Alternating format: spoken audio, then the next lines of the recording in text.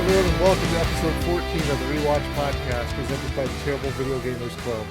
I'm the host, Tyler Schatz, hoping I too have King's blood running through my veins. Joining me are Mr. Stephen Howard, the avid Westeros partygoer, Amanda Howard, I'm Amanda, Nick Castillo. We're all being shipped to hell together. And last but certainly not least, Gary Delaney. The cock-blocking hero of the revolution. Oh wow. Oh. Right off. Oh. Okay. Oh.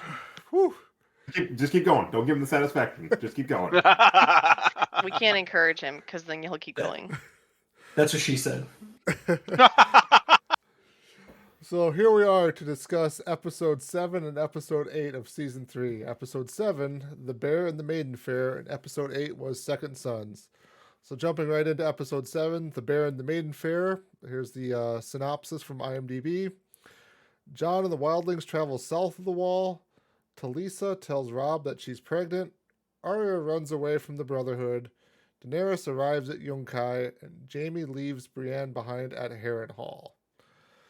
So, to be honest, I don't have all that much notes for these two episodes. They were a lot of, like, what I would want to call, like, plot moving episodes, but there was like a lot of talking that happened, but, like, it wasn't really, I don't want to say not important, because it's obviously important to the overall story that's going on, but it just felt like it's just episodes to kind of keep the plot moving forward here. So, I guess the one thing I'd want to talk about here kind of happens right away, I think, in episode 7 there with the council in River Run is talking about kind of the plans for the Frey's wedding there. And I kind of picked up on this. So obviously, House Tully and the Starks all kind of look down upon, or maybe even most of Westeros looks down upon House Frey there just because of what they are, the fact that they've had Walder Frey basically running the house since forever, and he's got all of these children and bastards underneath him. And Edmure, I think, utters the line here that he's the best match that House Frey will have had in basically like their history of their house. And it feels like, watching the scene a little bit there, Robb kind of displays a bit of arrogance and cockiness that, oh yeah, this plan of instead of marrying me off to one of the Freys, it will be Edmure, which will be just as fine as me. So I was kind of wondering if anyone else kind of picked up on that or kind of read into like that little scene there of it just being like, we're better than the Freys here. They will accept this and just kind of take it as is. I feel like this last couple episodes, as you've seen Robb, it's sort of a foreshadowing of like making him a lot less likable, like making him sort of definitely a lot less likable, and definitely proof that the plot's trying to move in a direction where like his chickens are going to come home to roost. Yeah, I entirely agree. I think that he is becoming very... it's not self-confident. He's always been self-confident. He's become... And there's a...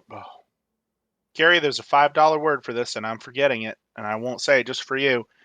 He's a lot more big-headed. He honestly believes he is right in just about every way. He is going to succeed in every way, and as long as other people don't mess it up, he's going to do fine. But as long as other people don't mess it up, everything will be all right. Yeah, I was going to say high on his own supply. Like little, like when he first started off, he did a good job of being coached and listening to the people, his advisors around him. You know, he never started off and said, I'm going to be king of the North. It was kind of everyone around him, and then he kind of rode that popularity and that boon. And then the more battles he won, he seems to be more and more, even in these last couple episodes. You probably talked about it in the last recording too, but like more and more it's the decisions he's making on his own, like his justice to the Karstarks, his own decisions about what's going to happen here with Edmure. It's kind of, I'm in charge, I am king, and less listening to his would-be subjects and more making his own decisions. Which, yeah, I agree. Sometimes you see the pride before the fall.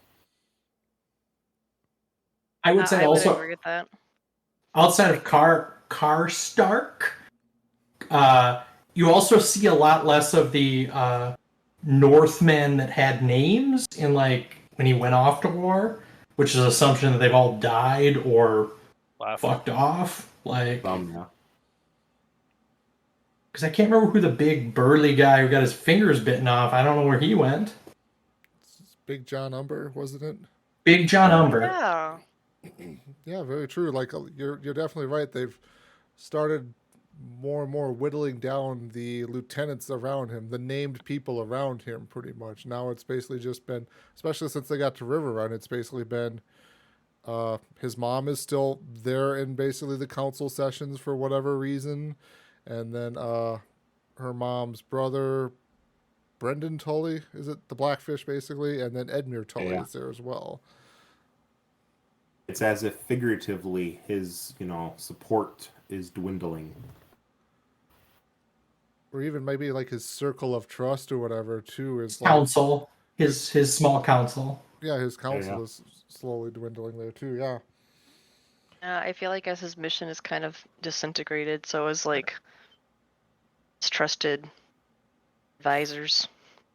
Love is the death of duty. Do you think he's kind of lost sight of why? And we've talked about this leading up to this several times. Do you think he is basically at this point entirely lost sight of what he is doing, why he is doing, and where basically he is doing? I would say that his dad had been in a great war, but he had never experienced a great, long, protracted war. Protracted? Yep. And so I think he doesn't realize, like, in the beginning, like, he's just winning battles, and then in the long run, as the war's gotten longer, it's like he needs to keep his lieutenants happy and like feel like they're valuable, and also not let his mother, fuck up all the plans. So I would say be careful with the comparison between though Ned and his son Rob, because Ned was raised in House Aaron, I believe. Correct me if I'm wrong, Nick. You've got a little bit more, or Amanda or Steven there. I think so, something like that. He was raised in House Aaron with Robert Baratheon there, basically, where they learned the art of, I want to say, fighting and stuff like that, and kind of everything along with that there. So, and that whereas Rob basically grew up in Winterfell, where obviously he learned from the Master of Arms of Winterfell of fighting and maybe some basic stuff. But I think Rob maybe just had the better mind for being tactician and got, I don't want to say got lucky. That's not really it, because he had the mind for battle there. But then obviously, as we've discussed throughout these episodes here, the long-term vision of what he was doing just gradually grew less and less clear as time went on there. I was just going to point out really quick too. I'm not sure on the exact timeline, but I think for clarification's sake, Ned was given River Run's daughter, Catelyn Tully, pretty much after the war, as like a congratulations, thank you for your support. And Rob was and I just spaced Baratheon. Robert was given Cersei. And so really, like my I keep thinking love is the death of duty thing. It wasn't like Catelyn was right by Ned Stark after each battle too. I think a lot of these episodes kind of show Selyse right next to Rob, and for good or ill, it's kind of like, well, she's talking to him about what he should do, or not coaxing him maybe in the right direction that we would think as well. And there's some disillusion as far as trying to find out what his purpose is in having someone he cares about so closely to him and not keeping his eye on the ball with what is really at stake should he fail. he's a sweet summer child. Also, when you mentioned like where Ned grew up, it actually kind of reminded me of something random. Is that Ned was probably the second son was sent off to the Eyrie, whereas the first son, the heir apparent to Winterfell, his brother Brandon, I think Brandon. and his father were burned alive by the Mad King. So I just put that together. I was like, oh, well, that's kind of crazy to think about. That like, how did he become the Lord of Winterfell? Is because his dad and the next heir apparent were murdered. So that's why he wasn't being taught in Winterfell. Is that in all assumptions, they probably didn't ever think he was going to be the Lord of Winterfell. They thought he was going to be the Lord of a Holdfast.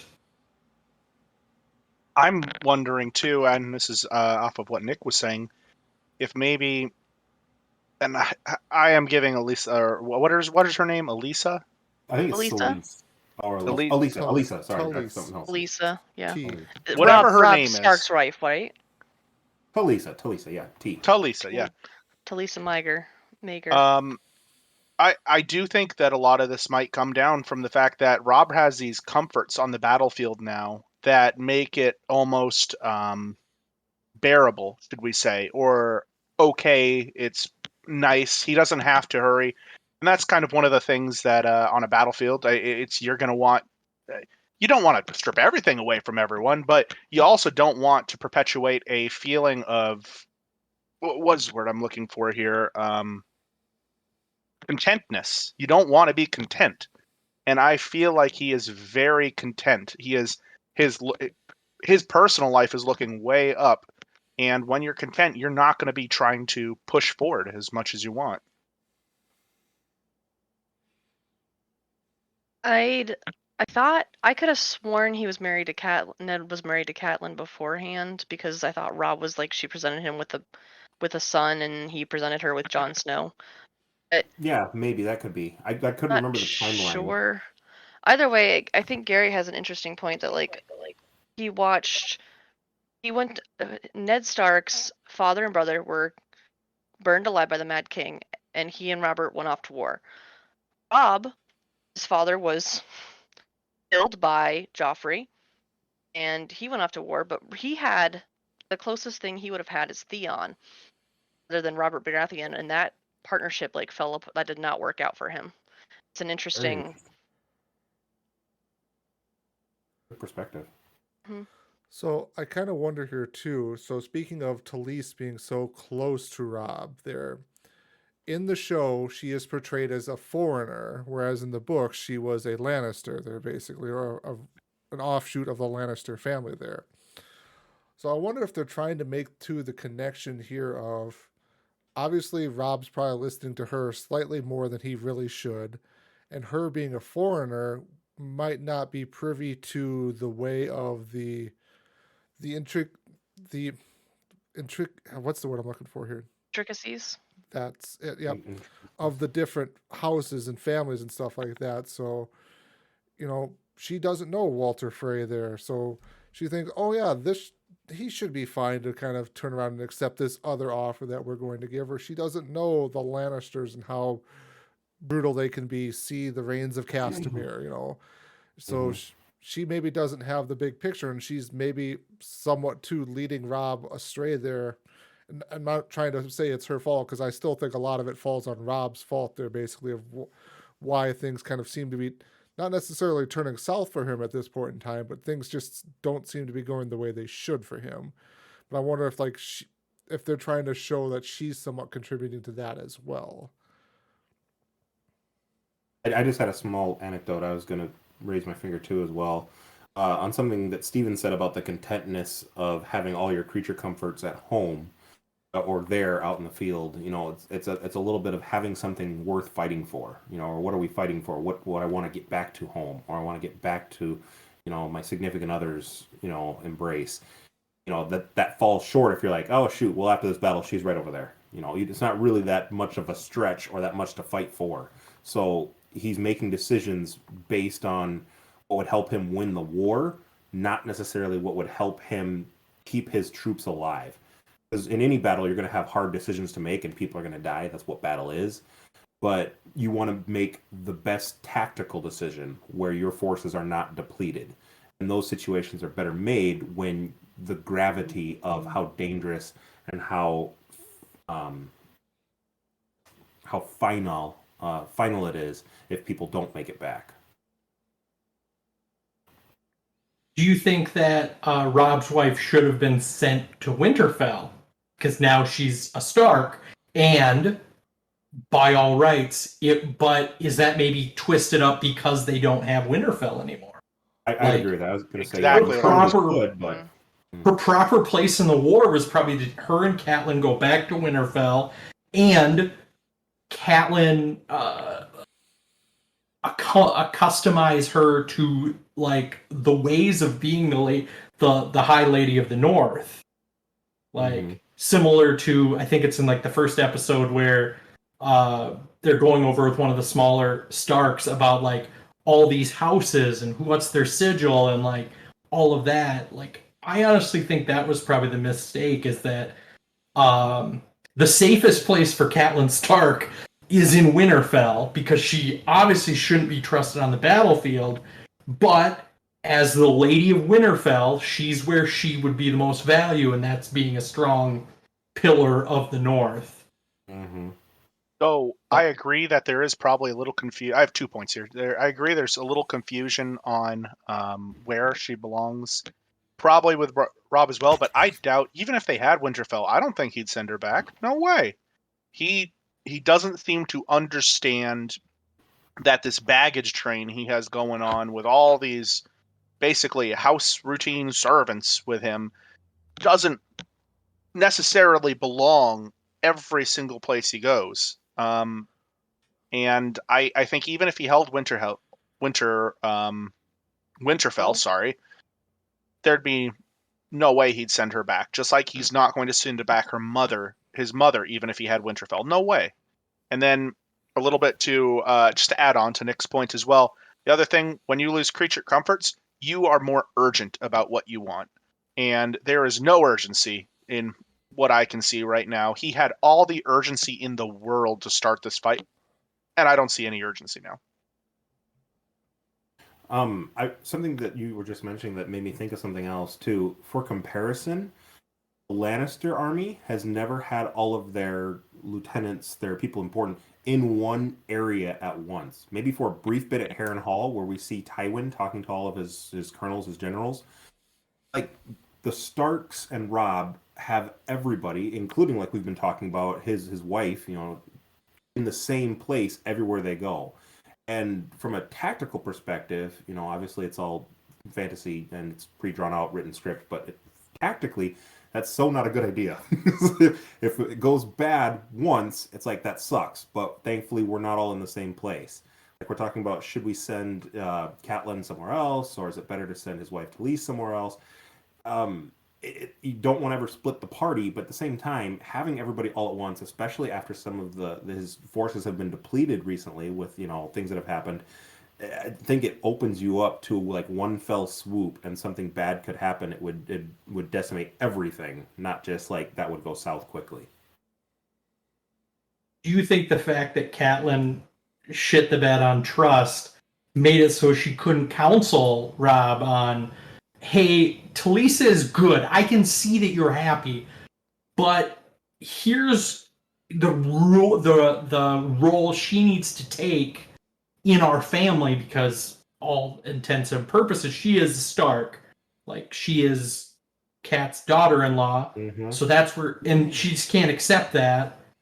And also, I guess, playing revisionist history, if Catelyn and Talisa were not there, I think the Starks would still be there, because one of their complaints was you were dragging this foreign something around, and they don't trust their mother.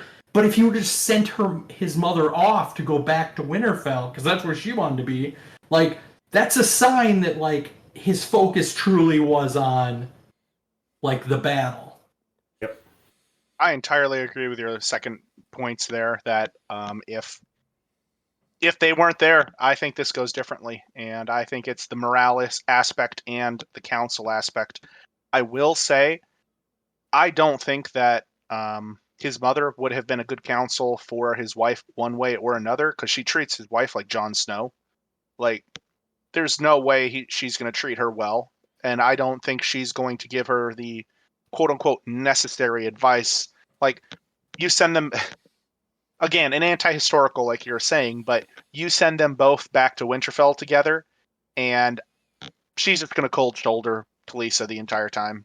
She's not a for all the purpose he brought her there as a diplomat, she's not good at that. She's not good at forging those type of personal connections. Rhetorical question, but do we think any woman would have been good enough for her daughter in Catelyn's eye, for her son in Catelyn's eyes? Yes. She was gonna sell him off to a Frey. Like, I don't think she wanted to go to the Freys, did she? I can't remember that episode, but I thought she was like, "Don't go. I've known Lord Frey since I was a girl." She did And recommend against talking to Frey, but she was the one that negotiated the agreement for it. I don't know. think it She was- seems to only like it if it's a perfect idea of the family she wants. Like, as soon as it's not, she does not treat any person outside of that. If she views them as less than worthy, then she treats them like that. Publicly, privately, all. I mean, she didn't like Tyrion. She treated him like that. If she didn't like Yep. you, there was no diplomacy in her actions. If she didn't like you, she was going to treat you like that. I don't think the Starks have much subterfuge ability at all. I feel It's like called the politeness. Freys always exert their toll and so I think at that point, like, I think her children were still in the grasp, so it was the right decision to make. But I think I would like to think that Catelyn was mad about Talisa because it was not only like, did you do something irrational as a child, but you also did something that brings dishonor on the family.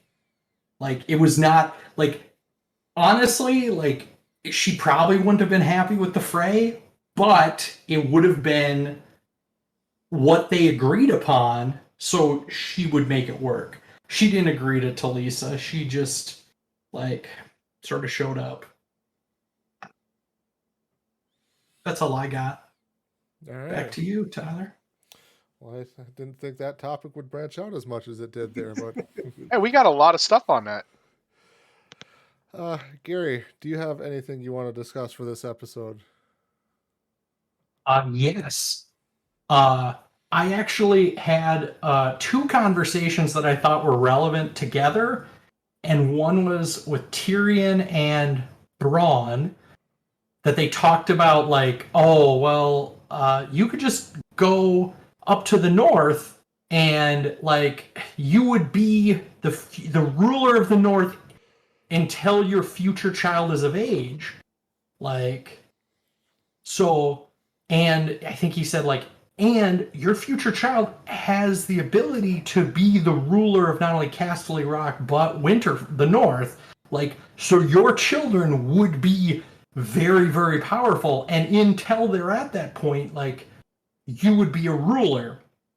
Now, I think, like, a scene later, you see the conversation between Tywin and Joffrey, and you see very much a power struggle where Tywin is, and going back to that previous conversation, what it brought up was, like, Tywin is ruling through Joffrey in a similar way, that, like, he didn't need to be the king.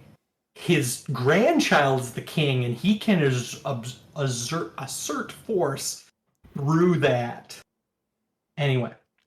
I wrote down on my note about that conversation between Tywin and Joffrey specifically. It's like Tywin is talking to Joffrey. Like, Joffrey's asking all these questions, and Tywin's, like, basically, like, sighing kind of as he's talking to him. He's like, little twerp here. This is what's going on in your kingdom that you're not even bothering to pay attention to. We have this under control. Stop bothering me. I have stuff to do, basically, is what it felt like he was kind of putting out there the entire conversation. And I think that I think you're entirely right in the relationship between them. Joffrey's king, but his grandfather's the kingmaker, and you can. I think Joffrey even can acknowledge the amount of power that even just his aura, I guess, if you want to call it that, has around Tywin.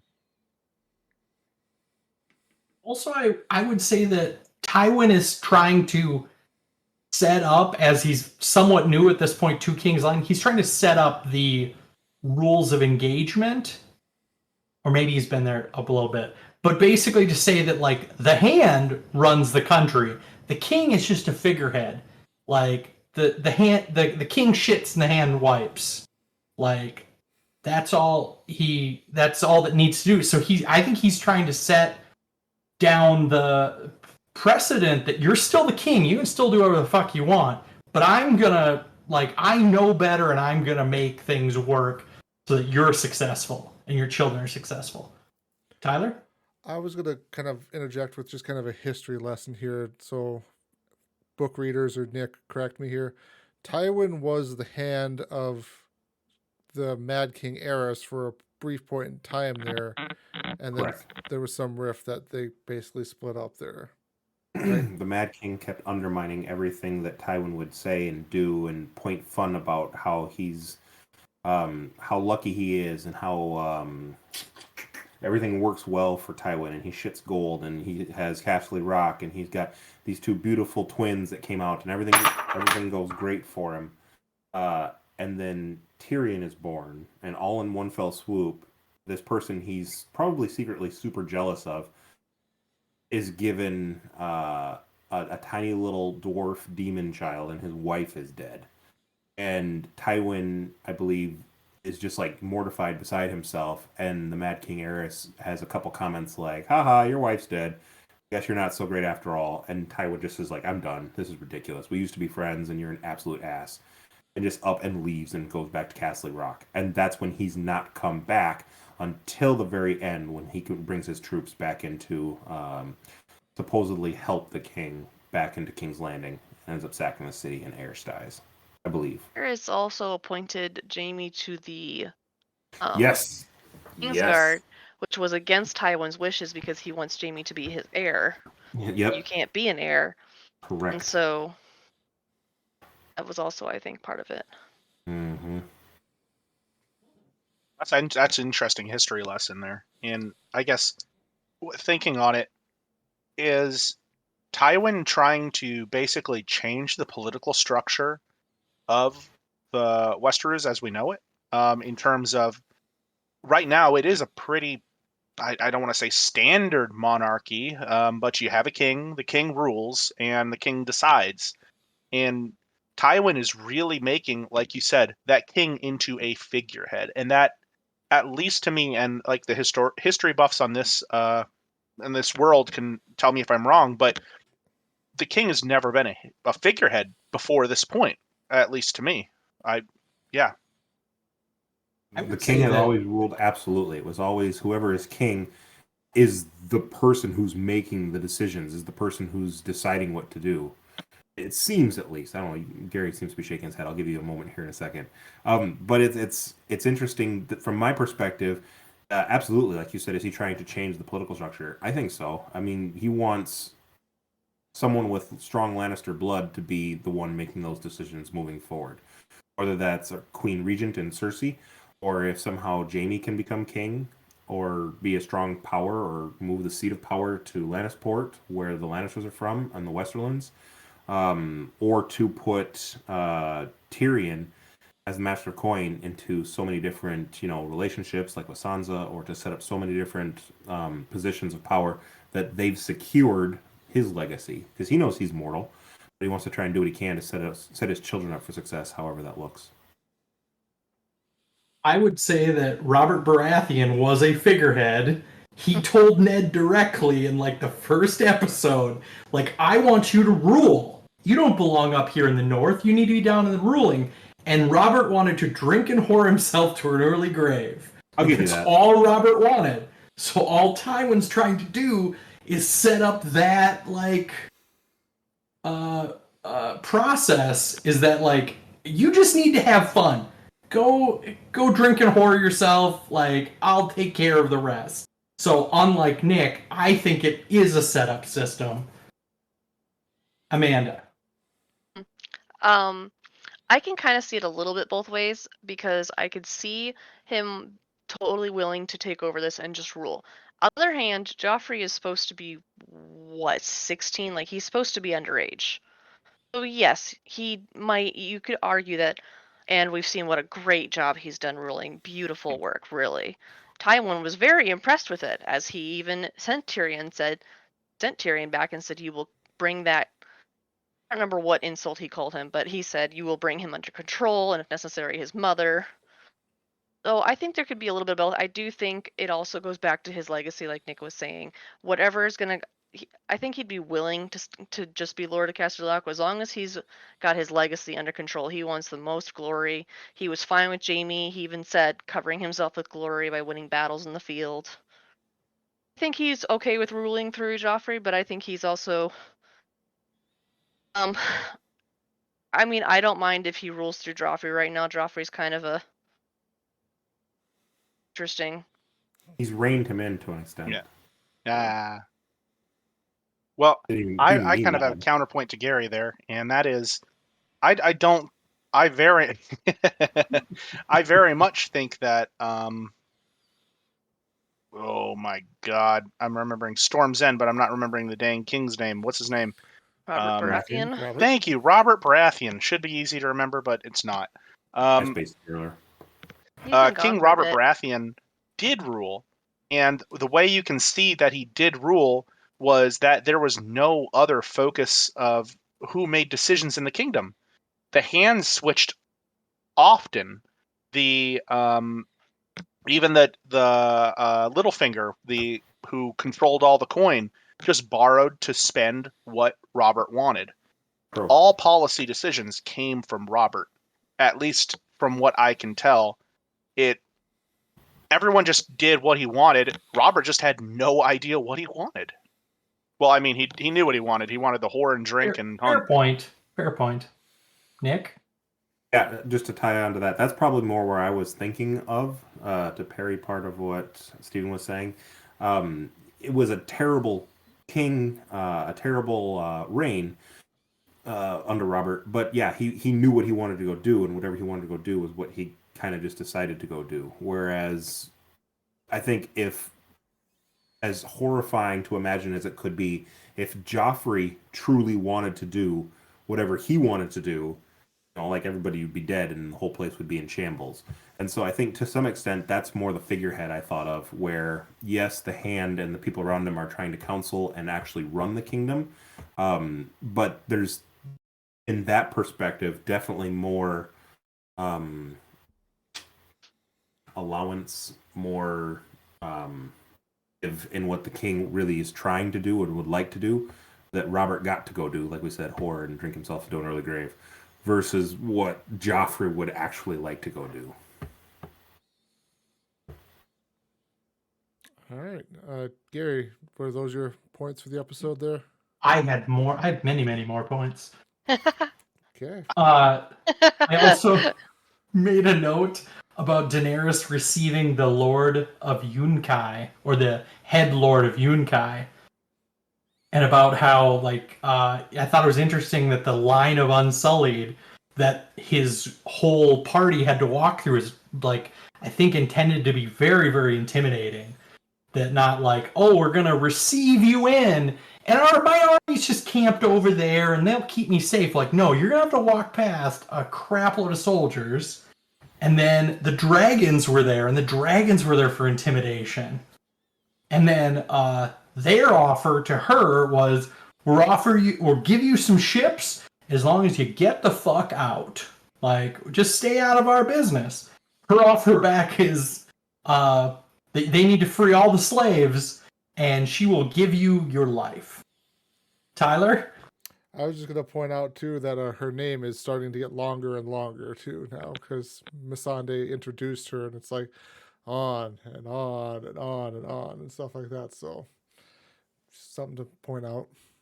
Does it shorten at some point? Not being a spoiler or anything, did it shorten at some point? I think it always stays way fucking long. Yeah. Well, at the end of this season, there is a shortening. There's a one word that. Oh, yeah. I'd be interested to know this. You'll have to circle back to that. Anyway, that was what I thought was an interesting scene about intimidation and like, because obviously this lord came out as a very prim and proper dude, and then just like she's just accepting it and just tell him to fuck off. Anyway, Steven. Yeah, so I also wanted to kind of parry on that as well, because I think you're right, but I think that's what all diplomatic negotiations, especially before a battle, are. You have to intimidate. You have to show the strength of your forces, because I mean that's what you want to do. You want to win without blood.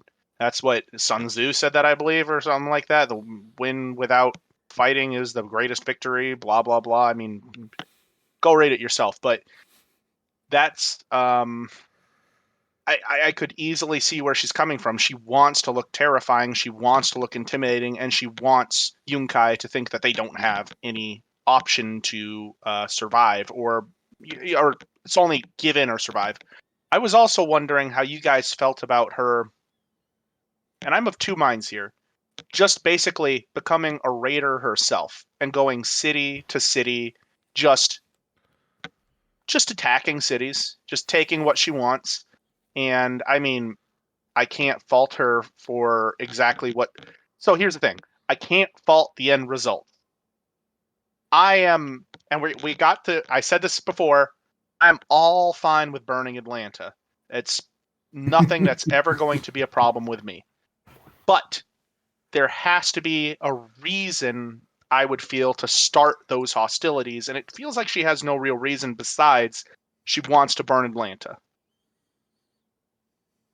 I would say that she's trying to she's trying to get back to the to Westeros, but along the way, as she runs into these new cities, she's like, "Oh, well, I just don't like slavery. Like, I can't work with people if there's slavery." And I think her assumption is that they're going to let loose all their slaves. The slaves are going to be free, and then she could diplomatically work with this organization. But and maybe there's some illusions that she felt like she was a slave in season 1. She was sold off to Khal Drogo for an army, and so every time she sort of just doesn't like that feeling of people being enslaved or given away their humanity. Yeah, I agree wholeheartedly. Stephen, what you said was, she's kind of a raider herself? Absolutely. I mean, I'm going to come to your city, work my will upon you because of the might of the people beside me, and then, if I don't like it, I'm going to kill you all. We have the outside perspective to be like, well, we didn't know the thousands and throngs of people who have just got murdered, so we're okay with it because the end result is, yay, people are liberated. And, we obliterate all the people who are, that was their way of life, or the millions of people that those families were tied to, and it's, yeah. So I think absolutely she's a very dangerous threat, and just because, yeah, the ends justify the means. It's what she's able to walk away with and what she's doing, but at the same time, she is destroying an entire region's economy, making a power vacuum. Yes. She does seem to be purely going off of her experiences, like the Targaryen legacy and the exposure to the Dothraki is that rating, is that take what I want, this is because I have the power. And that she still was basically a slave herself. Her brother totally sold her. He had no illusions about what use she was to him. But it's weird how she takes it, like, I'm gonna raid this, I'm gonna take this, I'm gonna do this, but also, slavery's bad. Let's free the slaves. It's purely off of her personal experiences only. I was just going to make a snarky comment that she's spreading her own form of justice across the world there, like some other country tends to do every so often here. Is she a hero of the revolution? Well, Gary, you'll tell us that. That's all I have. Is that all you have for the episode then too, Gary? Oh, what was your question, Tyler? Do you have anything else? Oh, I had the song in the end credits. The Bear lady in of the the main fair. The bear in the main fair. In the end credits is the same song. It's an instrumental that Bran sung on the sacking of King's Landing. It's the same song. I can't remember what we talked about it. I thought it was related to the Lannisters. The Reigns of Castamere? The Bear and the Maiden Fair. The Reigns of Castamere is related to Lannisters. The Bear and the Maiden Fair is like a folk song that's sung around the place. That was maybe what it was. It was The Bear and the Maiden Fair is the song that plays on the way out of the episode. And I have to give the show credit because I do remember references to that song in the book, and I think there was probably even verses in there. That's a long cry from actually having like song, like they put a good tune to it. It's catchy. Yeah. That Anyway, happens that was- in part of that's the all I had. episode, and they make reference to it in the end credits song. It's like poetry. It rhymes. Mm-hmm. Do a good job of that. Thanks, George. Thank you. Somebody got it. All right. So you good now, Gary? Here you covered everything? All right. Thumbs up from Gary here. Amanda, what do you got for us? Before Jamie departed Harrenhal from Brienne, I noticed that he said that he owed her debt, and she asked him just, when Catelyn Stark released you, we promised just return the girls to their mother. I'll consider it paid. And he swears this after we've seen his reaction before to like how they make you swear so many oaths. Like he voluntarily takes this one. It's a huge step for him, considering how many other oaths he's been forced to do, and he's pointed out how you can't keep all of these. I thought it was a really good scene. So I have to ask here too. My memory is a little fuzzy on this. If this is touched on in the show or if it's touched on in the books or both. Jamie also swears an oath to Catelyn that he would never raise his sword against a Stark or their bannerman ever again, too, right? As He part does in the book. it's in in the the book. book, yep. Okay. See, I don't remember that from the show. Yeah, I couldn't remember if that was touched on in the show then as part of the other thing that he swears there to Brienne. And then kind of to expand on your scene a little bit further here, I didn't know if you were going to touch on this or not too. There's a part at the end of the scene there where Brienne calls Jamie Sir Jamie as basically a great sign of respect there, and you can just see it in his eyes. He lights up a little bit there because he feels like for once now he's getting respected by a peer, basically. That's a good point. I do agree. Because later on, he's out there talking to, what's his name? Qyburn? And Qyburn's like, well, how many people have you ever saved? And he's like, 500,000. Population of King's Landing. Before he told that story to Brienne, we had not heard of it. Suddenly he's more comfortable saying this. And I feel like she kind of gave him that validation. Yeah, great point there too. I never made that connection that that's probably why he was able to express that thought to Qyburn. Do you have anything else for us then, Amanda? Nope. Okay. After Gary's list, how can I compete with that? Yeah, I know Gary pretty much covered like most of the episode there. Steven, do you got anything? On that note, Gary actually hit the one that I wanted to talk about, and that was the negotiations with Yunkai, should we say. Okay. Nick, what do you got? Nothing, actually. He touched on the different points I had, too. I didn't have many for this episode. Okay. So I just remembered why I have this written down here for my point. I think I've got just two final things to kind of cover here.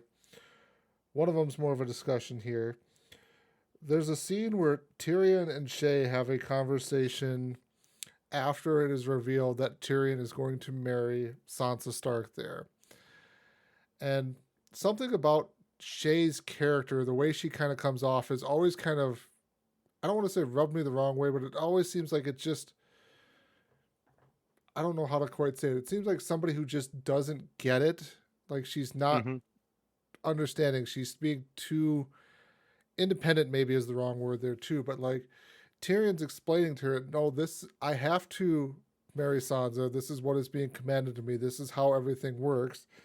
And she's just so argumentative with him and everything, and he's trying to, and I'm not saying too that he's perfect and all this either here too, but he's trying to kind of express it to her, but maybe also the problem is he's just doing a bad job of expressing what's kind of going on to her that she can understand, since I don't think you ever learn where she's from, but it's always kind of hinted at that she's not really from Westeros either there too. So what do you got, Steven?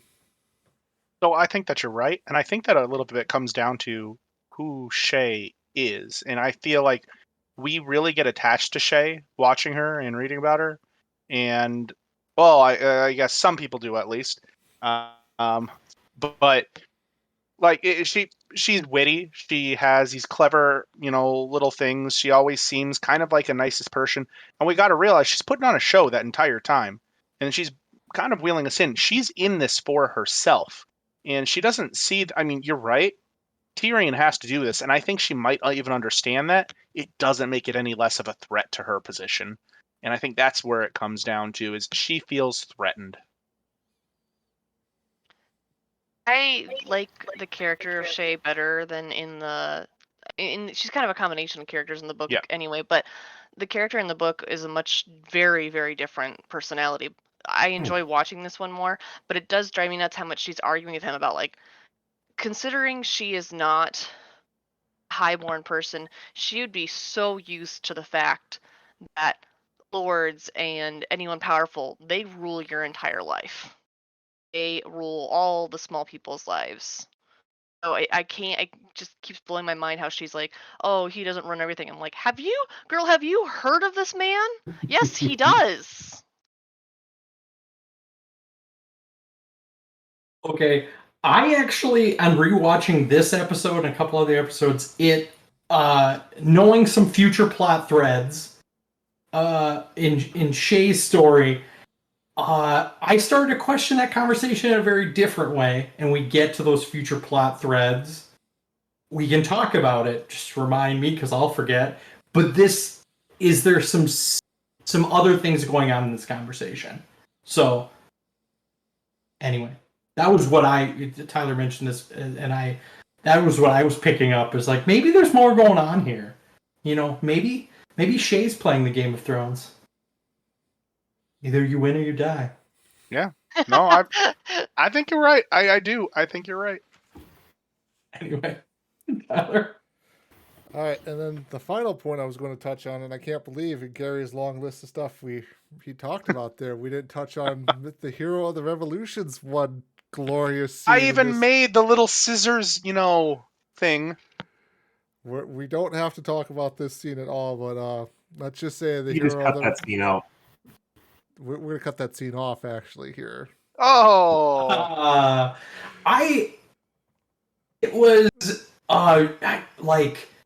feel like, thinking of it specifically a viewer on the initial watch of that scene and the rewatch, you already know that things are going to shit at the beginning, and you know it's coming. Bad wordplay. But it's just like, it makes it even more uncomfortable on a rewatch. Because on initial watch, you're like, what is going on here? Like, maybe they're not going to be so mean to him. Maybe some people are taking pity on him. And then you realize it's all just a cruel fucking game to, like, bring him up to, like, forgetting that he's in prison and just fucking slamming the door in his face. Like, it is... Oh, it's very good from a building a scene, filmmaking. Very good filmmaking.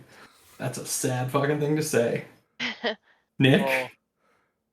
Yeah, absolutely. Like, the points I really gleaned from what you just said too is, like, when you watch it the first time, you don't know, so you still kind of have that hope that maybe this is going to end well. But yeah, again, I missed the last week's episode, but the Hero of the Revolution does make that comment again. Like, if you think this has a happy ending, you're not paying attention. And so paying attention on the rewatch, like we said, we're picking up some of these little nuances and things in the conversations and the importance of these earlier dialogue scenes. Like, you watch that again and you're like, no, this is already he's tortured him so much. We see he's like gleefully doing it. He's not like trying to find a breaking point for Theon, right? Like he's just doing it because he can. Totally cat and mouse. And yeah, it's even worse than because you get the intent and the malice in his intent in doing it. Also on a rewatch, you know that one of the two girls in that scene has a name that's and a much deeper storyline moving forward. So on a rewatch, you're like, that person looks familiar. Where do I recognize that person from? So the depths that yes, some of these people. It is a very cruel scene, but still think he's the hero of Revolution. He's gonna make waves.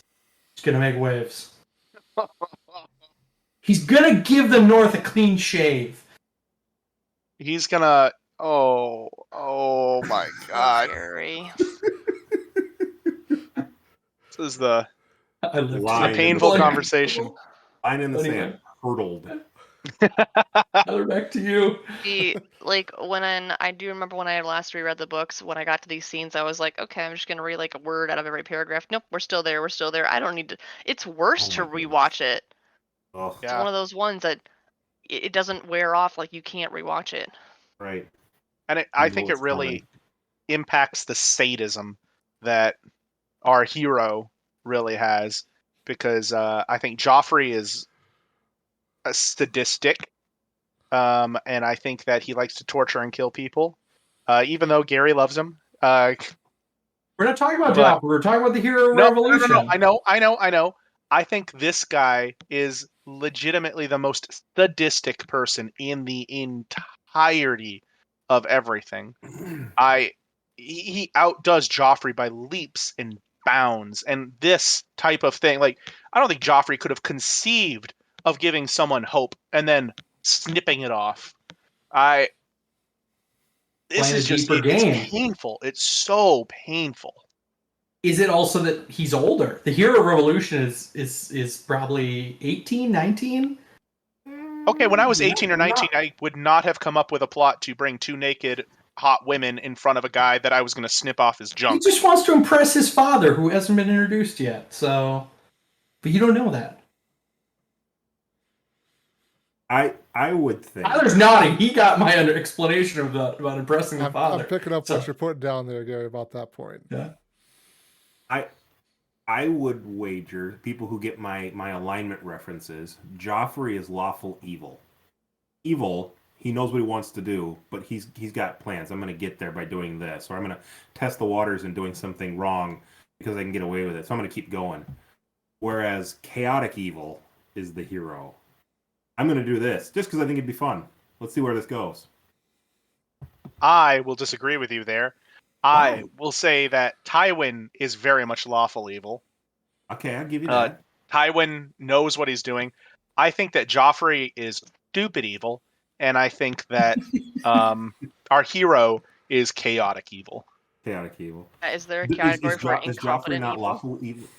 Sorry, I stepped in your. I think that Joffrey doesn't give a crap about laws. I think he's closer to chaotic evil, if we want to go on that 9 square spectrum there. Okay. Just one that's more competent than the other. Going back to a previous conversation about Joffrey, about whether or not he takes pleasure in the torture, and it's that the hero of the Revolution, he takes a lot of fucking pleasure in just slamming Theon's face against the door. Like, he got his hopes up, and then so I don't know. I love a good villain. Everybody needs a good villain. Anyway, Tyler. So my one counterpoint to both Nick and Steven there is our hero there. I don't think he's chaos, really. He has a plan. He has an idea. He knows what he is doing. There is some organization to his madness. He is for Theon's case, as we were going to eventually find out in later episodes, but I mean, you can kind of see the building blocks kind of starting here. He is breaking Theon down into basically nothing. He is slowly working at driving Theon into nothing here, basically. through his plan of constantly building him up, giving him a little bit of hope, and slashing that and taking him straight back down. Gary. I just was gonna laugh at the fact that like Tyler has to call him the hero as short for the hero. I'm hoping that by the end of the season this guy gets a name, so we can not call him the hero of the revolution. But I guess I might still call him that. I'm so glad we called him the hero of the revolution. You, I think, called him the hero of the revolution. Yes. But also, I will say, like, we've talked about the hero of the revolution a lot. I would say on an initial watch of this show, like, those are the scenes that people probably try to fast forward through. Is like, because the payoff is just sadistic, like, Saw-level movie, like, torture. Yeah. Like, but, I don't know. I just find it ironic that I've talked about it a lot, just because it's just crazy psychopath level stuff. Because you're a twisted person, Gary. We get it. Steven. No, well, okay. I think that two things. Number one, Tyler, I think that what happens later on shows that although he has reasons for doing some of his things, they tend to be very some of them aren't necessary. And we'll get to some of those points, but they are very, very not necessary what he does to do. The second point for Gary, I think that you hit that actually really well. I didn't even think about that, is how much I really... I mean, you pay attention to this guy with the first watch through, and you're like, wow, this is happening. Wow. But that's about it. You are just kind of in shock. You don't know how important all of this is. It's not striking you. Because how would you know? I recently rewatched the Christopher Nolan Batman trilogy, and so I very much have the Joker in my head talking about all these chaos levels. That's fine. I'm just a comparison, but it's in my head. As far as, some people can't be bought, bullied, or bargained with, they're just chaos. And so thinking of this, like, I agree with what Steve, you both have very valid points, Steven and Tyler, but I agree more that I don't think that there's really a plan in the sense of what we think a plan is with this hero. Because, he wants to impress somebody, or he's doing what he wants to do because he wants to break someone down. That's not really a plan, that's like a purpose, right? How you do something, to me, is a plan. Like, again, going back to Christopher Nolan's Joker, he has all these great abduction plans, and his long-term goal is this, and how he does that seems very interwoven. Whereas this guy's like, I'm going to take a knife and stab this guy and chop bits off him, and just kind of keep doing that until he seems to squirm and pass out. Like, there's not really a plan in that. It's just something he's doing to him. So to me, it seems very chaotic. And it's absolutely the sadistic, taboo nature of it. It's not something that we see often or hear about or as civilized folk contemplate. So it's something that it's like the first time you see it, you're like, I agree, Steven. This is wow. I can't believe we're watching this, or that it's happening, or that these people were comfortable enough to act it out. Yeah. It's on a second watch, you're just like, this dude is totally getting off on destroying this other human being, and that's it's. I don't even know how to describe We just wrap this up. This is a long conversation. Last curiosity. Was he in the room during it, or did he barge into the room? I didn't really catch that. Like, the hero, did he barge in, or was he just, like, sitting in the dark in a corner just watching? I would expect him to have been sitting in a corner watching. Eating his popsicle. Very, very much. Yeah, no, he probably was eating a beef stick the entire time. Eating a sausage, Link. Oh, yes. Oh, there's a sausage joke in a later episode. If you know what I'm talking about, it's real bad. Anyway, we should wrap up episode 7 and move forward, unless anyone has anything else. All right, so we've wrapped up that episode there. Let's move on to episode 8 now. Second Sons. All right, synopsis reads as follows. Daenerys tries to persuade the Second Sons to join her against Yunkai.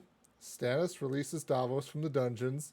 Sam and Gilly are attacked by a White Walker, and Sansa and Tyrion wed. So I'm going to start off by paraphrasing. Actually, it's not really paraphrasing. It's a direct quote from Mr. The Hound saying, "Fuck Joffrey and fuck the Queen." I just love his fucking delivery of that. But to my Are you going to talk more about the Hound? I had one more good Hound quote go for it. from that part, which is that who's riding with her? Crap Arya. names. Arya's riding with him, and Arya's like, there's got to be better man out here. Like, because the Hound's saying like, you don't want to be out here alone. Like, there are terrible people out here, and Arya says, you're the most terrible person, and the Hound says, you must not have met my brother. And that was the one that, like, just on a rewatch, like, knowing that the Hound's brother is a huge asshole, like, that was a good rewatch line. Anyway, back to you, Tyler. So my one point to touch on here to start with is just Stannis walking down to the dungeons to have a conversation with Davos there. So this is shortly after Melisandre has made her return from her vision quest there, where she's acquired Gendry. But Stannis is walking down there talking to Davos, kind of playing it up like he's trying to follow up with him, get ready to release him and stuff like that. But Davos brings out the good point, which I think is very well stated by him there. Like, Stannis could have came down yesterday or tomorrow there, basically after they've done the deed that they're going to do to Gendry, but he didn't. He came down to talk to Davos because he knew Davos would basically not agree with him and tell him what he's doing is wrong there. So does anyone else kind of see that as what Stannis is trying to do there too? Is he still trying to basically figure out if what he's doing is right? I think seeing that his possible nephew, even though it's a bastard nephew, is like going to be used like, and he didn't share much love for his brother, but he's already murdered one brother. Like, that's the last bit of family he has other than his wife and his daughter. Like, so that was a line. Like, he didn't realize he had a line, and he was about going to cross another line of, like, despicable human being things. And so I think, yeah, he wanted Davos to sort of course correct, because Davos always, like, even at this point, still believes that he's a good leader. And so he needs a second opinion. So, anyway, Nick? Whoever's next, Nick. Gary had the same point I had. It's a definite bromance where even though he's mad at Davos, he wants, some sort of, agreeance that I'm doing the right thing, or will you at least, look at this thing I'm doing, just so he can have, save some sort of family or familial person in his life. Yeah, I was on the same page with what Gary was thinking. I think he's also starting to question himself, and I think you've seen this a little bit more and a little bit more. I honestly believe that he's losing a little bit of the fanatical faith. He's starting to question things. Maybe not even disagree with them, but so much as just question and try to understand, well, okay, so why is this a thing? Why do we need to? And I think that kind of almost starts with like the scene, was it last episode or 2 episodes ago? I don't remember what episode it was, when he goes and sees his daughter and his wife is just freaking nuts. But he wants to go talk to his daughter. He's counseled against it from basically everyone, but no, he wants to go see his daughter. Why is it, et cetera, et cetera. And he wants to, he's feeling, I think, maybe a little separated. Maybe that something is not entirely correct. That these magical, whatever they are, haven't produced the effect that he wanted yet. And he wants to know why. Like I said, I don't even necessarily believe he doesn't believe in all this still, but he just has questions. I agree with you guys, and I think he is realizing, like, he's feeling himself drifting away. He's feeling that he doesn't have anyone that's going to tell him the truth, but I don't think he's going. I don't think he's gonna still let it stop him from going anywhere. Like, he wanted to feel like he had tried to talk to somebody, but as you pointed out, he still murdered his brother. Like, he was cool with that. Yeah, it makes him feel bad. He doesn't like it, but he's still gonna talk himself into it in the end. I would say, going into Steven's point about how he kind of lost his way, which is a good harken back to Rob Robb Stark, who also has lost his way in his, the War of the Five Kings. So he just need to recenter himself. So anyway, Tyler? I was going to touch too a little bit on Steven's point about him losing his faith, really. I don't quite think he's there yet. He might be questioning it a little bit more, but he also does have that line to Davos there of like, her God is the one true God. You've seen what she did with the baby, and then what's the thing he references? He references something else there too to basically claim that no, her God has basically done all of this stuff for us so far. And I just had one more, and this was just a little quip, a little aside. An anti-historical here. What if Robb had had the Onion Knight to lean on? I'm just saying. Davos is a pretty great guy to talk to. Right. I don't think the Onion Knight would have survived in the North. The Northmen are hard men. And you don't think the Onion Knight is? Onions have layers. Ogres have layers. All right. Let's throw it over to Nick to start us off for this episode. What do you got? Ooh, terrible choice. Thanks, Gary. I defer. I'm going to throw it to Gary. I want to talk off Gary's points. Come on, Gary. I have one or two. Come on, notes. Gary. We're waiting on you. So we're not going to go. Okay.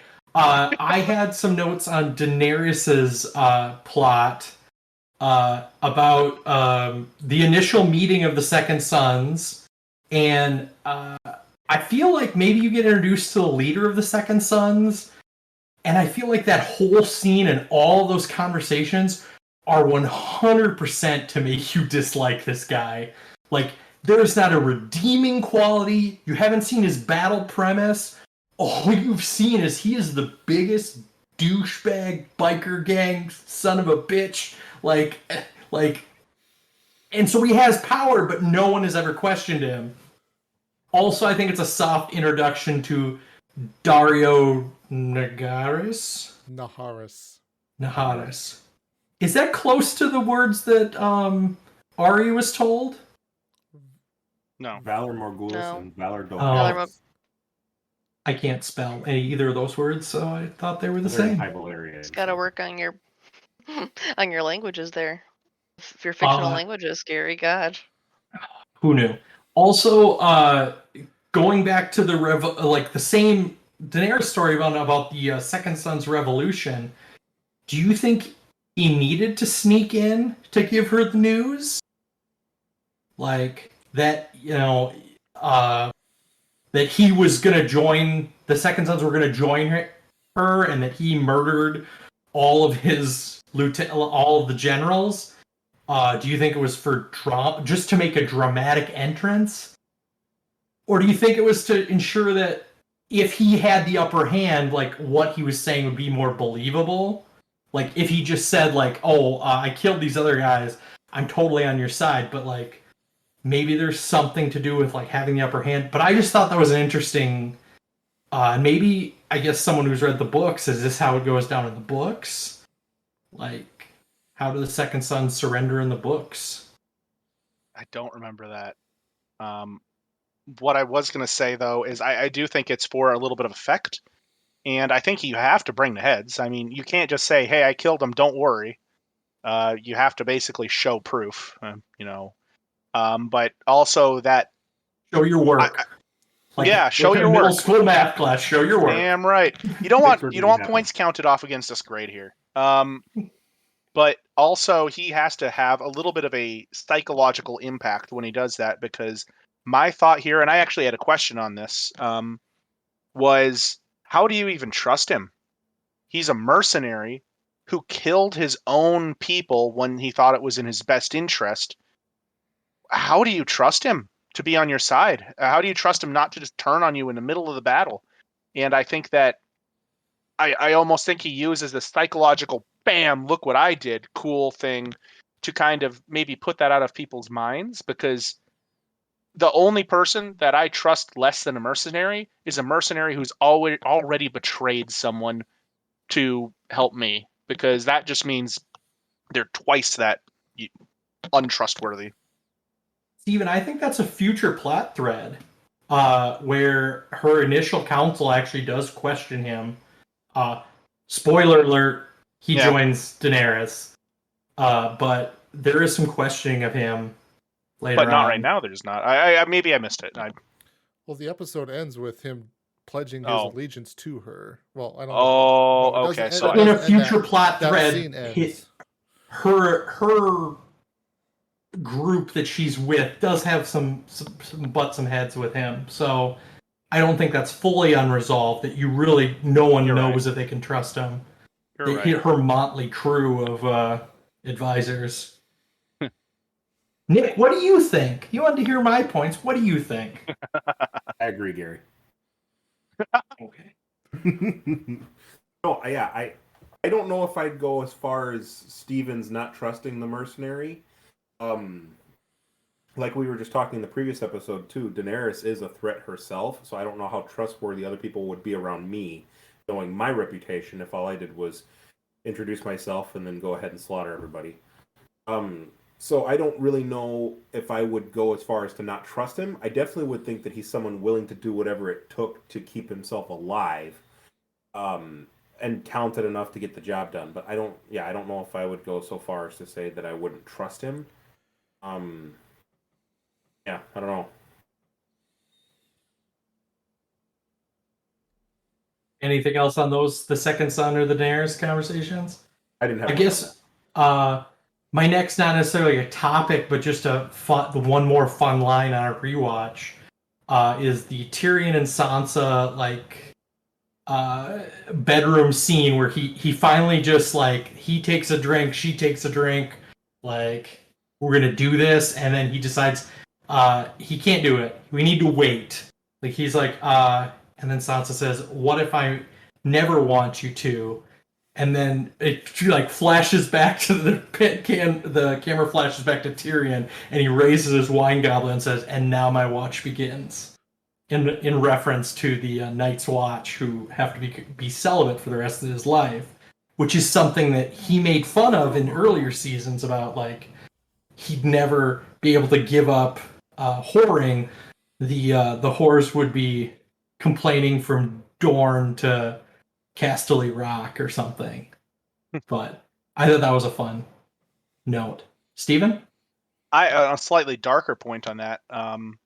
I was actually, this is one of the things that I think the movie maybe glosses over a little bit, makes it a little bit nicer than what would actually happen in real life, historical, context. Because for kings and queens, they would have people in there to make sure that you consummated. So they would, it wouldn't be up to Tyrion if we were talking because everything's brutal medieval, should we say, in this. And in a real brutal medieval, this is the one time where, you would have had some people sitting in the corner there going, all right, get your duty done. And they wouldn't have had too much of a choice. So, I'm glad. Yeah. I'm glad that it ends like this, and respect to Tyrion for it. But in the same thing, it's one of the.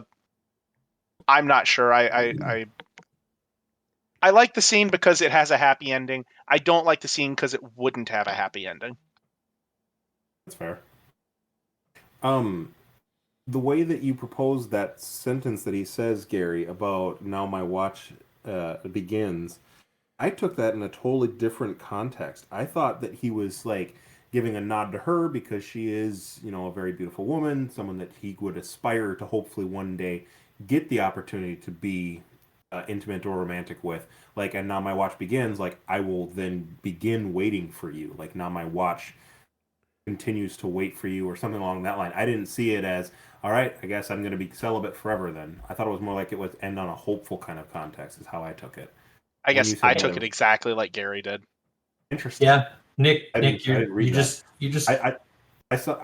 me, right over Nick's head. Well, no. Honestly, when I think of Tyrion, I think of him as sharp-witted, cunning, and brutal. two people he perceives as a threat. The people he doesn't, he is kind and compassionate and knows when people who are weak people need nurturing. Like, absolutely, like Steven said, if this were brutal medieval true to form, he could have absolutely said, "Now you're my wife, you're my property. Let's get naked and do it because you have to." But he doesn't end that way. Like you said, he kind of ends with this like cheerful thought and kind of like a toast to her of like, "Well, you've just asserted your own right to do whatever you want to, and so since you're my wife, I'll let you do that." There are couples contemporary nowadays who aren't that cordial to each other, and so I think that it's really a sign of his acknowledgement in her apprehension of being in that relationship. So Chicken is kind of in between you guys. Like, I didn't think he was good enough. Like, he's willing to wait for her if she's ever interested, and if not, then so be it. I didn't think he was going to stop sleeping with like Shay or anyone else. No. What Steven said with your point is, yeah, I know that it depended on what country and maybe royalty, but Tyrion's not king. No, but this He's is for a not even a very. High This is for Lord. the. But this is for the rulership of the North. This isn't something that they would Yeah, take but the the chance that it had been consummated. The North is equivalent to Casterly Rock, though, in terms of one of the seven kingdoms.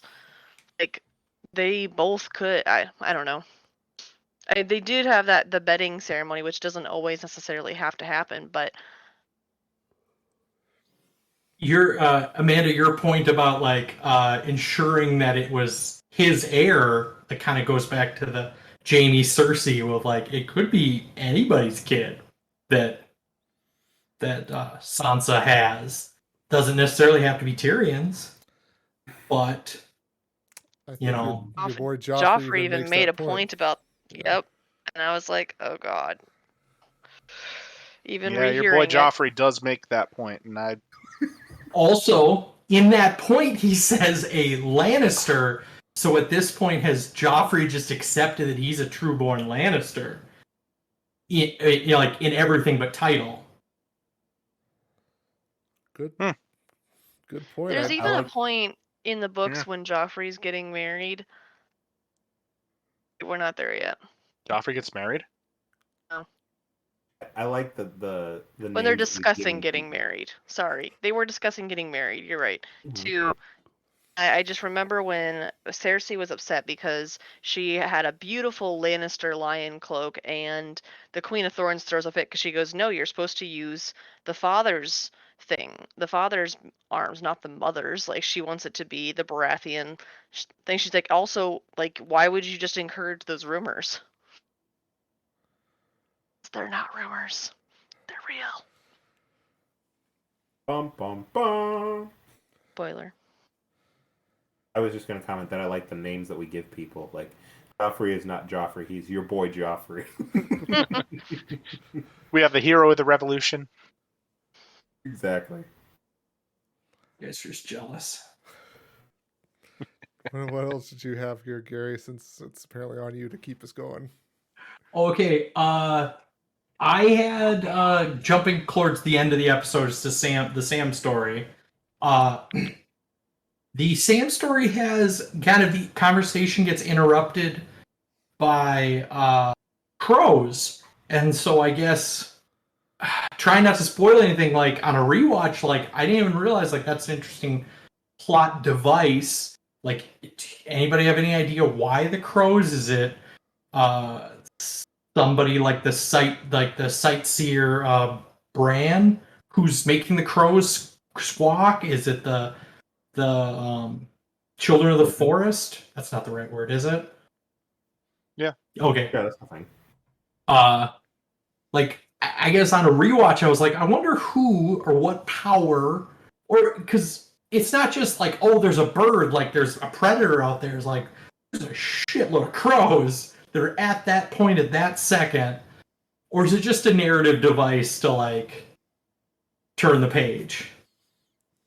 I think they kind of combine a few scenes in there because I love that scene because it shows Sam and Gilly. It's a fascinating scene. It shows him actually he takes down one of the White Walkers, that's fantastic. But he does so in the book too, but not in that way or with those people. Like he doesn't do that with Gilly. It's with like a couple of the others. Some of the from the Night's Watch.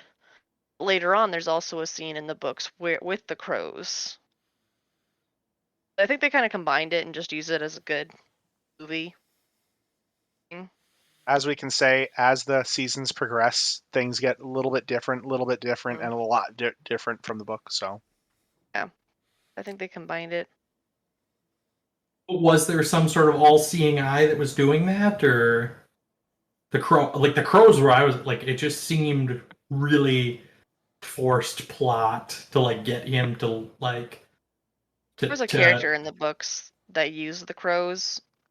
But he's not in here exactly like this, so not in the movies. Anyway, any other thoughts on that? I just had the crows.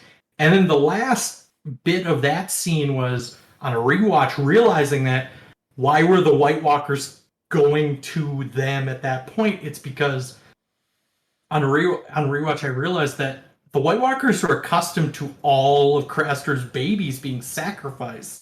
So he was going to get what he thought he was owed, which was like babies. Like that was their peace treaty, was like they were going to take all the baby boys. Like that's their peace treaty. So on a rewatch, you're like, oh, well, that's a motivation. And why, out of all the places the White Walkers go, they went directly towards them. Anyway, Tyler? I was just going to specify that, yeah, the male babies there, not all of Craster's kids were sacrificed to the White Walkers. It was just the males. And also, too, Sam the Slayer is now born. All fear Sam the Slayer. Oh, we got another name. Sam the Slayer. I like that Slayer. one. I think this actually comes from the books, if not the show. I think it might be mentioned at some point in time, too, but... Another interesting point from watching Sam and Gilly was the baby doesn't have a name. She has not named it. And I don't think she said why in the show. In the books, like they don't name, the wildlings don't name their children for at least 2 years because the infant mortality rate is so high. Interesting. I think it's also foreshadowing that she doesn't know boy names at all, because she probably has grown up in Craster's Keep, so she's never grown up around boys other than men that Night's Watch. She asks Sam for a list of them. He starts naming some. Also, I think it's kind of foreshadowing that the kid does get a name at some point, and these conversations are part of that, and just sort of a plot development of those two characters' relationship. And like that Sam in the early parts of this season, like is not Sam the Slayer. He is Sam the servant, like who really has very little value to Gilly at all. Like she doesn't. At this point, he's a use of circumstance, or like if he died tomorrow, like Gilly would be probably fine, a little sad, but probably would move on. Like he's not a protector at all. Like he doesn't know how to make a fire. So yeah. Anyway, that is all of my points for season 3, episode 8. Imagine Gary with his little notepad when he's watching stuff. Something out of Blue's Clues. Jot down. I open a Word document. Oh, he's fancy. Yes. All right, Nick, you're shaking your hand like you want to go next. No, I want to hear all Nick's good fucking points. See, you interrupt me. You interrupted me. You jumped on me. Oh, I really don't have any points. The same thing that I didn't write down much for this episode. The same things that I had were about just the interactions with Sam and Gilly. I think it's sweet, but at the same time, it does foreshadow a lot about that relationship. The dangers of, everybody's an adult and they're dying left and right. Talking about the mortality rate of infants, they're the least likely couple to survive any of this. and they're in the north, where it's cold. And so all my interactions were about what's the foreshadowing, what do we foresee the greatest danger outside of people for those two. And I just the same comments, foreshadowing that the baby yet doesn't have a name. We don't know if it's going to survive. And, nature aside even, how prepared are those two? Who's Gilly, who's never left Craster's Keep, and Sam, who knows clearly nothing about living outdoors. How well are they prepared to take care of that baby? All right. What, did you want an answer to those questions there, or I guess Just from you. just from me? Okay. No, I'm good. Okay. Steven. So most of mine were taken up. I have only one left, and that is Melisandre and her scene with Gendry. Taking Gendry, getting him naked, should we say, then putting leeches on him, as one does, and taking King's blood from him. At that point, Stannis uses those blood-filled leeches to throw into the fire, and he names 3 people. And that's Robb Stark, Balon Greyjoy, and King Joffrey. And I guess, knowing what comes later, I don't know. Do you guys think that this has any... Does the magic work? Or does the magic, kind of seems like it fizzles to me. But Gary's shaking his head yes. I think it puts gears into motion that circumstances happen, not necessarily the way you would like, but things happen. Puts the bad juju out in the world. Yeah. Yes. I'd agree with what Gary said. We have seen the Lord of Light work magic miracles before, so there is some potential there, I think. It might not seem immediate, but... Yeah, well, I guess it seemed like it fizzled to me, and it almost seems like we at that point relate things that would already have happened to things. I'm post hoc ergo propter hoc sort of thing. And Means after, yeah. therefore because of. Yeah, no, now it's not even a big word this time. It's just Latin. So Gary, You why are you post not it note a know hawk and Why don't you you... know different languages, Gary? Why do you not know fictional and other languages? Craig, your Latin, Gary, God. post hoc ergo propter hoc means after, therefore, because of. It's a logical fallacy, which means that because something happened after something before, the something before must have caused what came after.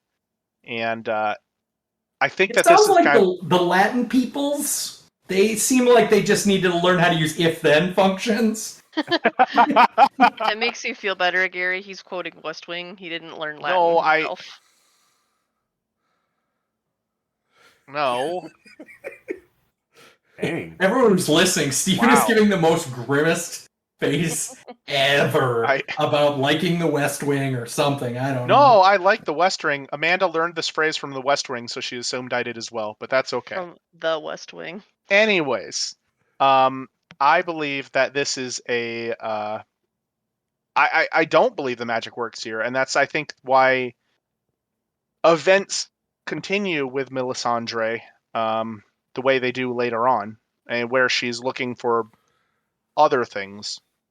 Do you think that it's a lot more easier to speculate on a rewatch? I do. Yeah. I feel like on the initial watch, I probably didn't even connect this, because, it doesn't seem like anything really works. Tyler? My one thought to kind of maybe counter or go against your thought there, Stephen, is the show makes it seem like everything is kind of happening at the same time, but the question is it really actually happening at the same time, or that's a good point. Did this come before the events that might come later or something like that? That's a very good point. The show does not do a great job distinguishing that, really. That's a very good point. Also, Melisandre has shown great power before, but it does seem to take quite a bit of effort and very specific things. Her biggest thing that she's shown is her ability to look into the future and or think she's looking into what she sees the future and sometimes interpret it differently. She's seen things before, and then she's been like she was quite confident about certain things happening before that she's like, well, I've seen it. Okay. Well, now you're issuing magic that you say is going to cause that, but if you already saw it happen, therefore you can just keep saying that you caused it if it's going to happen. True. Take. Maybe Melisandre does not. She has lots of weird witchcraft. Maybe she has no future foresight at all. Like, not spoiling anything, but if you just move forward with the assumption that she thinks she can fortune tell, but she can't, then everything becomes a lot more crazy. Like, she can already know she can make demon shadow babies, and we've already proven that names can the other priest can resurrect a guy. So it is very much at this point, if you're paying attention, that you need to believe that these the god is real, and they are making real believable witchcraft. Yeah. Anyway, that was just my hot take that maybe the fortune telling is nothing and it's a red herring.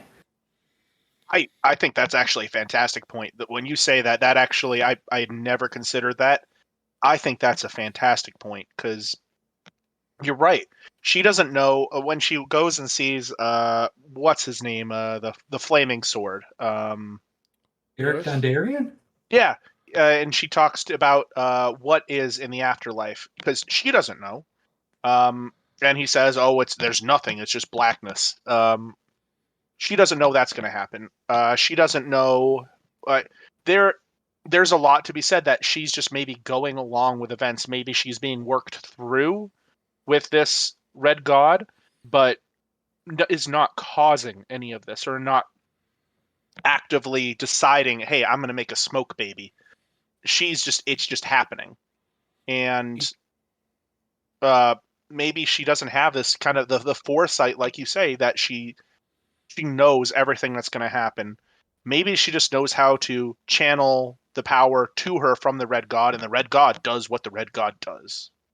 The pawn on the chessboard, she's doing things, but she's as a pawn. She's not a higher level in the organization of the red god. She's just a very small piece that helps everything move into place. So. All right. Was that everything then for you, Steven? Yeah. Okay. Amanda, what do you got? My one was about Gilly and Sam, which we already kind of covered. But one of these two episodes, the other thing I wanted to mention was Marjorie and Sansa have a conversation. Actually, I think it was last episode, so I missed it. But Marjorie brought up some interesting points, and I don't remember this being in the book. I thought this was for the movie. When Marjorie, we've talked about before, is she doing all this to help herself, to be a good person, all of the above at the same time? But she actually tries to give Sansa some helpful advice when, Sansa's now kind of out of her reach. She's going to marry Tyrion. That's what's going to happen. But she tells Tyrion, or tells Sansa, this might not be so bad. He's far from the worst. Rather nice. You don't know what you like. Some women like this, some women like that. You won't know until you find out. Maybe it's okay to give him a chance. Gary? Or is she playing a Game of Thrones? Because at this point, for her, I think I mentioned this before, her goal is she needs to get Sansa the F out of Capital. Because Sansa being in the Capital is a distraction and another piece on the board that doesn't allow her to better control Joffrey or better have control of the realm. Once she heads back to the north, although I think on the grander scale, her grandmother doesn't like that she's marrying a Lannister because that gives the Lannisters more power. I think Sansa not being in King's Landing, maybe after a year or so, Joffrey will forget that, that he really just wants to be a dick to Sansa, because she won't be there anymore. She won't be a distraction. And so that's what she needs. Is she needs to get her out of King's Landing. And maybe it's just she's being nice, but I think there is value to her that Sansa be happy somewhere else. I do wonder if with Sansa, if she was out of the capital, like, does that mean that Joffrey is only going to pay attention to Marjorie? Does that mean he's not going to have his plaything, so he's going to turn cruel to Marjorie? Ooh. Good question. Or you play the Game of Thrones, you win or you die. Or the hero of the revolution comes in, frees everyone. Does, like, I don't know. I think that with her out of the capital, there's she can. I think the stakes of her between her and the crown are just Joffrey, and she doesn't have this other woman that's between her and her man. It's like the ex-girlfriend. Honestly, Sansa's the ex-girlfriend. Like, she just needs her out. To some extent, I'd agree with that. Mm-hmm. Without spoiling anything, I realized I was gonna, like, speculate and things that might perhaps come to pass. But anyway, Amanda, anything else? No, I think we got to all the ones that I was thinking about. All right, so I want to just touch on, to wrap up our episode here, the big event that happens in this episode. Tyrion gets married to Sansa. Joffrey is a dick at the wedding and at the reception. Yeah, yes. Tywin is a dick too. Like Tywin's like, you need to wed her better, and like basically Tywin's trying to play his own game, and his own game very similar to the previous conversation. Like, as soon as like they're married, Sansa can leave the capital, Tyrion can leave the capital, and that's less things that can go wrong for him.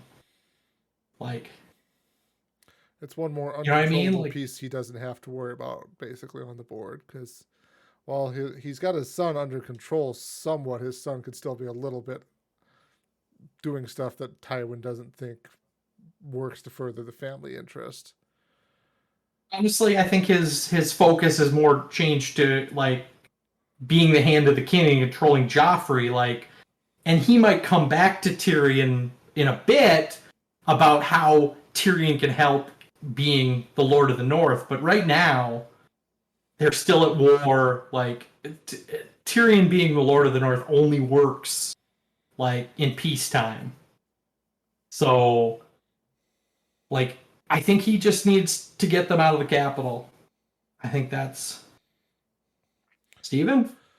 Well, actually, when you say that, it works if two conditions are met. It works if there's peacetime and if Robb is dead. And that is kind of, I mean, we're kind of at this point coming to a crossroads where Tyrion is basically throwing away any diplomatic option. He is basically saying at this point, there will be no negotiation with the North. And yeah, to an extent, they had that before. In terms of like, yeah, you're at war. It is what it is. But as we've been saying, Robb is kind of losing his focus out there. He's really just fighting for the freedom of the North. This is something that I think Tywin would be very able to see that could be solved through diplomatic negotiations. The fact that he is throwing away that option to have diplomatic negotiations by force marrying one of Robb's sisters is it should ring alarm bells. It should, what's happening here? Why is he throwing away what is a very big option for him? Because he has, if he really wants to marry off Sansa, he has Sansa all day long, all night long. He has her in custody. Why now? What is the purpose of doing it now? That's really interesting. I never even thought about that. That like Rob and Catelyn, their goal of going to war was to get their sisters back, or get his sisters back, and like forcibly marrying her off, like as a prisoner, is not really working towards that solution, and kind of puts Rob at in a difficult situation where technically she can't go back to the north either until she's first in line for Winterfell. Interesting. Good point, Stephen. All right. Anything else anyone wants to touch on for this final moment here? All right. Long live the hero of the revolution. Pod for king. Your boy Joffrey. Sam the Slayer. All right. So for next time, we will be watching episode 9 and episode 10. Episode 9 is The Reigns of Castamere. And episode Nice song. 10, I like that song. It's got a good ring to it. And episode 10 is Misa. Good stuff coming up. All right. Thanks, everyone, for listening. Have yourself a good one. Thanks, Bye. everybody. Have a good day.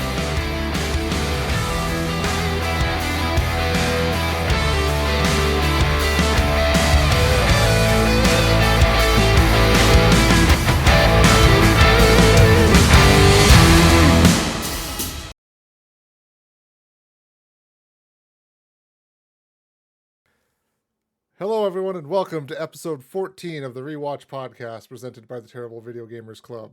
I'm your host, Tyler Schatz, hoping I too have king's blood in my vein. Joining me this fine recording session are one Stephen Howard. Avid Westeroo party goer, man. Westeroo partygoer. Westeroo. Your Westeros. mic didn't catch everything, Stephen. Oh. Anyone else? Well, I'm an avid heard- Westeros party member. So we're gonna restart that over, Gary. You kind of killed the mood there. Oh, sorry. Like I heard everything, Gary. I think the bigger thing is making sure I hear everything. Which Okay. You're the only one who's important. I understand. whoa, little sass there from Gary. Gary woke up and chose violence. Exactly. Oh my Alright. goodness. Try this again. Are we good, Gary? Does this meet your quality of expectations over here? Are we good to go? Never.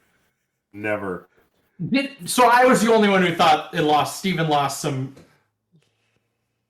Did. Me too, but again, I don't know how much is real or not because I can also physically hear him.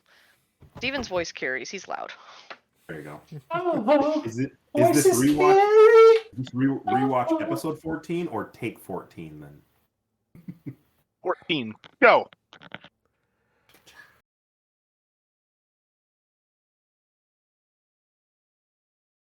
I just wanted to say the Christopher Nolan Batman series is the best Batman series, and Gary, you can go straight to hell. I second that opinion. I'm just gonna cut this all out. No of the one has podcast seen. anyways. No one has seen Robin Williams as the Riddler, so I withhold judgment that the best Batman movies were never made. That I'm not even gonna get into that point there because Yeah. that's just Anyway. crap. Back to podcast.